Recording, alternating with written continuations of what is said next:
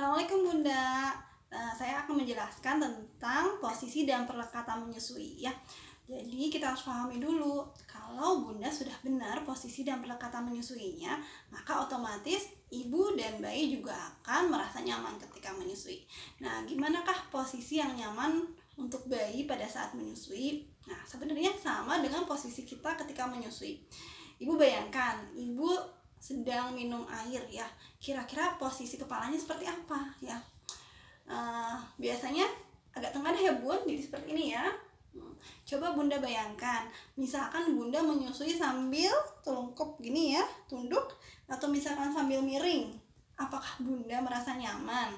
Tentu tidak ya Bun. Nah, sama dengan bayi. Jadi prinsip pertama harus diingat bahwa ketika menyusui itu kepala dan badan bayi itu dalam satu garis lurus ya. Nah, karena tadi ya kita usahakan kepalanya harus agak tengadah, posisi menggendong bayinya akan lebih baik jika diletakkan di sekitar lengan bawah seperti ini.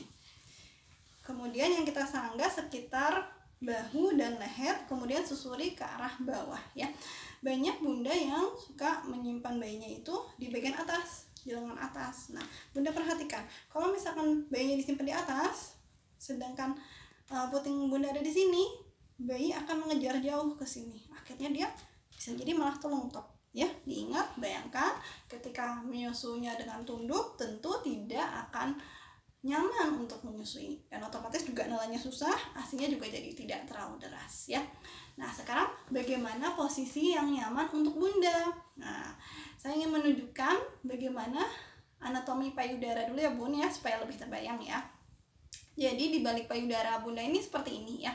Ini ada kantong-kantong ASI berisi ASI ya, tempat produksinya ASI. Kemudian ada saluran ASI menuju ke puting. Nah, ketika menyusui sebenarnya yang kita masukkan tidak hanya sekedar puting, tapi juga areolanya, itu bagian yang hitam ya. Kenapa? Karena kalau yang masuk hanya daerah puting, maka ini akan kurang memerah ASI ya. Sedangkan kalau misalkan ini areolnya ikut masuk, dia posisinya lebih dekat dengan kantong ASI, jadinya juga ASInya lebih bisa diperah dan itu juga lebih nyaman ya. Bila hanya puting saja yang masuk, biasanya tidak nyaman ya.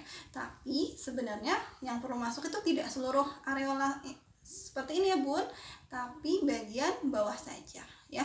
Jadi yang masuk areola bagian bawah yang ada di sekitar dagu bayi ya. Sekarang kita coba ya Bun. Oke, jadi seperti ini, bayinya disimpan di sini.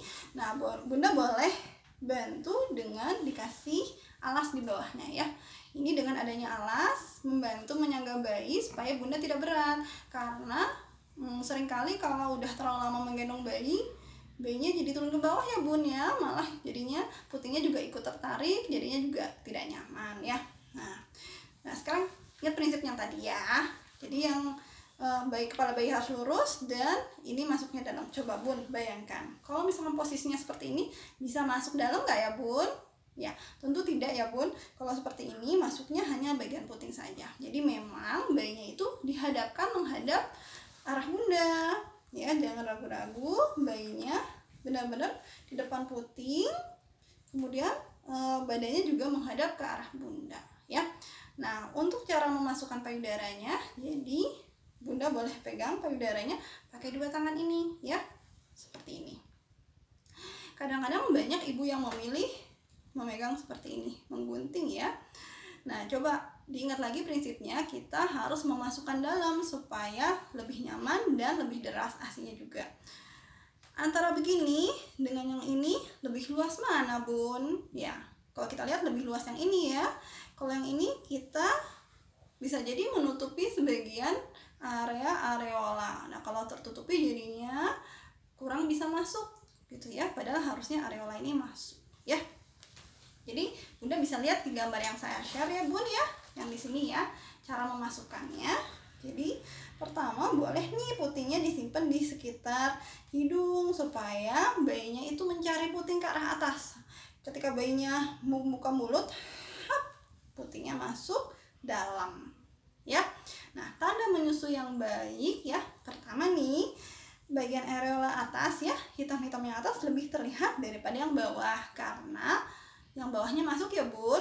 Kemudian mulut bayi itu akan terbuka lebar, jadi kalau misalkan mulut bayi masih mencucu gitu ya, itu berarti belum masuk. Kemudian yang ketiga, bibir bawah bayi itu memblek, terputar ke arah luar ya. Kemudian yang keempat nih, yang paling penting untuk diingat, dagunya nempel ke payudara ibu. Kalau menempelnya sudah bagus, itu tandanya bayi sudah cukup tengadah ya. Nah, cara untuk membuat supaya dagunya juga menempel ini tadi ya, badannya juga harus menempel. Nah, sekarang pertanyaan saya bun, kalau posisinya sudah bagus seperti ini, kira-kira perlu nggak ya bun kita meletakkan tangan kita di sini? Banyak loh bunda yang suka melakukan ini gitu ya. Biasanya bunda khawatir kalau hidungnya tertutup ya, tapi ingat di sini posisinya sudah bagus, jadi sebenarnya tidak perlu dilakukan lagi gitu ya. Dan selain itu coba diingat, di balik payudara itu ada saluran ASI ya, ibaratnya dia kayak selang ya, bantuin nyalurin ASI. Kalau misalkan kita tekan, otomatis itu kita akan menutup jalan, jadinya ASI justru tersumbat ya. Jadi justru bisa jadi malah ASI-nya nggak bisa lewat ya. Mungkin itu yang nanti ada bunda yang merasakan, kok ini payudaranya kayak penuh tapi bayinya seperti nggak kenyang-kenyang, atau tahu-tahu ada banyak gerenjel-gerenjel gitu ya, payudaranya jadi bengkak. Bisa jadi karena memang ASI-nya, salurannya tertekannya, jadi tidak bisa keluar ya. Seperti itu bunda ya. Selamat dicoba, semoga berhasil.